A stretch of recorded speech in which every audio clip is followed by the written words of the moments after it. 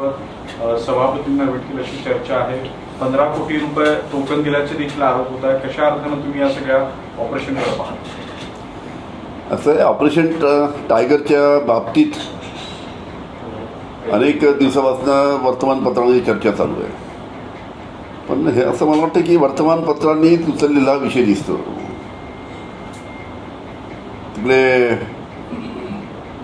शशिकांत शिंदे साहेबांचे, आपल्या शिंदे साहेबांचे त्या पक्षाचे जे शिवसेनेचे नेते आहेत ते कोणी त्यात बोलताना दिसत नाही. त्याच्यामुळे काय वस्तुस्थिती काय आहे, सत्य काय आहे? म्हणजे पश्चिम बंगालमध्ये 19-20 खासदार फुटून गेले म्हणून इकडे अशा प्रकारचं काही होईल का, अशा प्रकारची चर्चा आहे असं दिसतं. याच्यामध्ये किती सत्यता आहे हे काही प्रमुख नेते, काही खासदार पुढे येऊन जर बोलले तर वाईट पडेल. पण आता त्याच्यामध्ये भरपूर अपडेट झालेला आहे. एकनाथ शिंदे दिल्लीला पोहोचलेले आहेत आणि खासदारांसोबत थोड्या वेळात लोकसभा अध्यक्षांची भेट देखील घेणार, त्यामुळे बरंच पुढे निघून गेलेलं आहे. ठीक आहे ना, तर वाट पाहू काय तर. म्हणजे खरोखरच जर त्याच्यात सत्यता असेल तर तुम्ही सांगितलं तर घडू शकतं. पण जोपर्यंत घडत नाही तोपर्यंत कसं काय बोलणार आपण? त्यामुळे या सर्व गोष्टीमध्ये सत्यता आहे की नाही आहे हे पुढील काळात ठरवेल. संजय राऊतांची अनेक ट्विट आलेले आहे या संदर्भात. टोकन दिलेलं आहे, ते काही खासदारांशी बोललेले आहेत. काही खासदारांचं म्हणणं आहे की त्यांना त्यांच्या खोट्या सह्या देखील केल्या जाऊ शकतात. अरे मला संजय राऊत साहेबांचं बरोबर आहे. त्यांनी त्याशी स्वतः सांगितलं की 7-8 खासदार त्याशी जेव्हा उद्धवजी ठाकरे यांनी मिटिंग बोलावली होती तेव्हा होते. पण एक त्यांची गोष्ट मला खटकली की 15 कोटी रुपये दिले. तर अरे 15 कोटी तर नगरसेवक घेतो आजकाल. त्यांनी आकडा काहीतरी चुकीचा बहुतेक सांगितलं असेल. 15 कोटी तर हेच जे चालू आहे सध्या विधान परिषदेच्या निवडणुका, याचा भाव आहे 15 काही ठिकाणचा. सरसकट नाही, काही ठिकाणचा तो भाव आहे सध्या. नगर परिषदेच्या या निवडणुकीसाठी काही ठिकाणी नगरसेवकांच्याकडे पैसे दिले. त्याच्यामुळे जे आता वस्तुस्थिती काय आहे ते समोर येऊ द्या. मला काय वाटतं नगर परिषद किती अमाऊंट दिला असावा? म्हणजे आता खासदार फोडायचा झाला कारण की आमदार फोडले त्या खोक्यांमध्ये दिलं, तर आता खासदार फोडले. अरे तुम्ही तिकडे बाकी ठिकाणी काय झालं तुम्हाला कल्पना आहे का?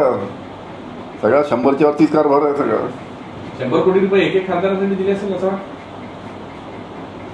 तुम्ही नगरसेवकांच्या बाबतीत बोलले, तुमचे हिंगण्यातले देखील काही नगरसेवक नॉट रिचेबल आहेत. उद्या निवडणूक होत आहे, तुमचे सर्व नगरसेवक एकत्रित असतील का? आणि सगळं मतदान सगळे आमचे एकत्रित आहेत. कुठे इकडे तिकडे कुठे गेला असेल असं नाही, कुठेही काही नाही. महाविकास आघाडीचे सर्व आमच्या पक्षाचे जेवढे नगरसेवक आहेत आम्ही त्यांना कुठेही बाहेर पाठवलं नाही. ना गोव्याला पाठवलं, ना मुंबईला पाठवलं, ना उज्जैनला पाठवलं. कुठेही आम्ही त्यांना पाठवलं नाही. सगळं महाविकास आघाडीच्या सर्व घटकाचे नगरसेवक हे आपल्या आपल्या घरी आपल्या गावला आहेत. बरं, आता ही जी ऑपरेशन टायगर होता या पार्श्वभूमीवर राष्ट्रवादी म्हणून तुम्ही अलर्ट आहात का? तुमच्या खासदार आमदारांच्या तुम्ही संपर्कात आहात? आम्हाला अलर्ट राहायची आवश्यकता नाही. आमच्यापासून बाकी लोकांना अलर्ट राहण्याची आवश्यकता नाही. पण तुम्ही तुमच्या खासदार आमदारांच्या संपर्कात आहे, असं काही होणार नाही या दृष्टीने खबरदारी घेतात? काही खबरदारी घ्यायची आवश्यकता नाही. दरवेळेस आम्हाला भेटत राहतात, साहेबांना भेटत राहतात, सुप्रिया त्यांना भेटत राहतात, आमचे जे अध्यक्ष आहेत त्यांना भेटत राहतात, माजी अध्यक्ष आहेत जयंत पाटील त्यांना भेटत राहतात, शशिकांतजींना भेटत राहतात. तुम्ही मुख्यमंत्र्यांना एक पत्र दिलेलं आहे तुमच्यावर, जो तुमच्यासाठी जी समिती नेमली होती चांदीवाल आयोग, त्याचा रिपोर्ट जो आहे तो पब्लिक करावा म्हणून. काय नेमकं पत्र आहे आणि काही बोलून सांगतात? असं आहे की आपल्याला कल्पना आहे की मी जेव्हा राज्याचा गृहमंत्री होतो तेव्हा माझ्यावर 100 कोटी रुपयाचा भ्रष्टाचार केल्याचा आरोप झाला होता. त्याच्यानंतर मी स्वतः मुख्यमंत्र्यांना विनंती करून सांगितलं, माझ्यावर जो आरोप झाला त्याची तुम्ही चौकशी करा. हायकोर्टचे रिटायर्ड जज जे कोणी असतील त्या रिटायर्ड जजकडनं माझ्यावर झालेल्या आरोपाची चौकशी करा. त्यानुसार राज्य शासनाने न्यायमूर्ती चांदीवाल हायकोर्टाचे जज यांची नियुक्ती केली. न्यायमूर्ती चांदीवाल यांनी 14 महिने या माझ्यावर झालेल्या आरोपाची चौकशी केली.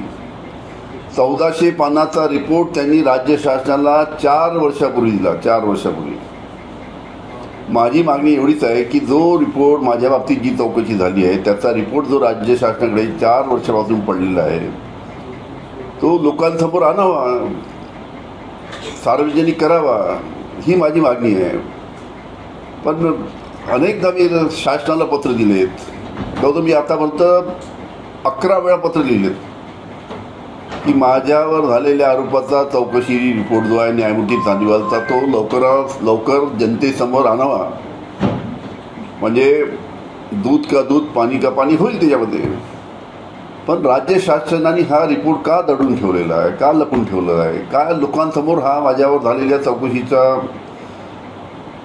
चौकशीचा आरोप जो होता त्याची चौकशीचा जो रिपोर्ट आहे तो का दडून ठेवलेला आहे हेच मला काही कळत नाही. कालच मी 11वं पत्र लिहिलं, 11वं रिमाइंडर. राज्य शासनाला विनंती आहे माझी, आता मी ते गव्हर्नर साहेबांना सुद्धा लिहिलं की राज्य शासन याच्या बाबतीत काही पावलं पुढची काही घेत नाही, त्यामुळे तुम्ही त्यांना आदेश द्या राज्य शासनाला.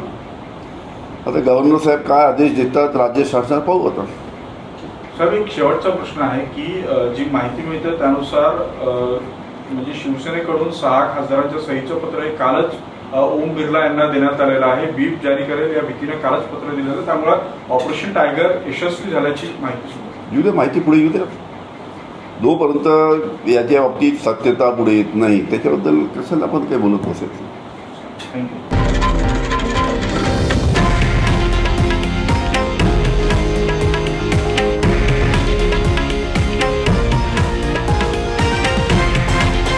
हे आहे देशातील नंबर 1 न्यूज नेटवर्क आणि आपण पाहत आहात TV9 मराठी, एकमेव.